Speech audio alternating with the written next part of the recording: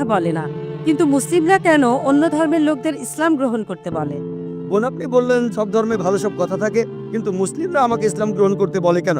অন্য যেসব ধর্ম আছে সেগুলো যা বলে তার বেশিরভাগ কথাই ভালো, তবে ইসলাম ভালো কথা বলার পাশাপাশি আপনাকে দেখাবে কিভাবে সেটা অর্জন করতে হয়। আমি উদাহরণ দিয়েছি, সব ধর্মই বলে চুরি করো না, ইসলাম একই কথা বলে, তবে ইসলাম দেখিয়ে দেয় কিভাবে সেই অবস্থানে যাবেন যেখানে কেউ চুরি করে না। জাকাত দেন, সাহায্য করেন, এরপর কেউ চুরি করলে তার হাত কেটে ফেলেন, তাহলে চুরি করা বন্ধ হয়ে যাবে, কোনো অপরাধ থাকবে না। এজন্যই আমি বলেছিলাম যে ইসলাম ভালো কথা বলার পাশাপাশি আপনাকে দেখিয়ে দেবে কিভাবে সেটা অর্জন করতে হয়। যদি সর্বশক্তিমান আল্লাহ যে কোনো কিছুই তৈরি করতে পারেন, কেন তার সমস্ত পৃথিবী তৈরি করতে 6 দিন লাগলো?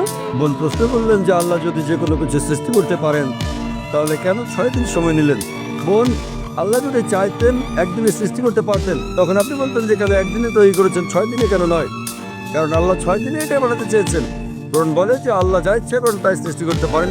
অনেক আয়াতে আছে, আল্লাহ বলেন কোরআনে সূরা আলে ইমরান অধ্যায় 3 আয়াত নম্বর 59, إن مثل عيسى عند الله كمثل آدم خلق من تراب ثم قال له كن فيكون।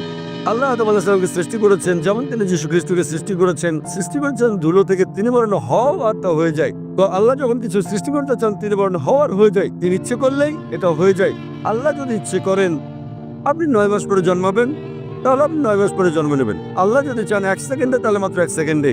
তো আল্লাহ চাইলেন যে তিনি কোনো কিছু 6 দিনে সৃষ্টি করবেন, তাই তিনি করলেন। পৃথিবীতে অনেক মানুষ ভুল কাজ করছে, আমার ভাবতে খুব অবাক লাগে, এতগুলো মানুষ দোজখে যাবে? তিনি অবাক হচ্ছেন এতগুলো মানুষ কিভাবে দোজখে যাবে। আমাদের এই জীবনটা হলো পরীক্ষা। আপনারা যদি ভালো করে দেখেন যে নিচু গ্রেডের পরীক্ষাগুলোতে বেশিরভাগ ছাত্র পাশ করে, তবে উপরের লেভেলে গেলে সেখানে পাশ করাটা কঠিন।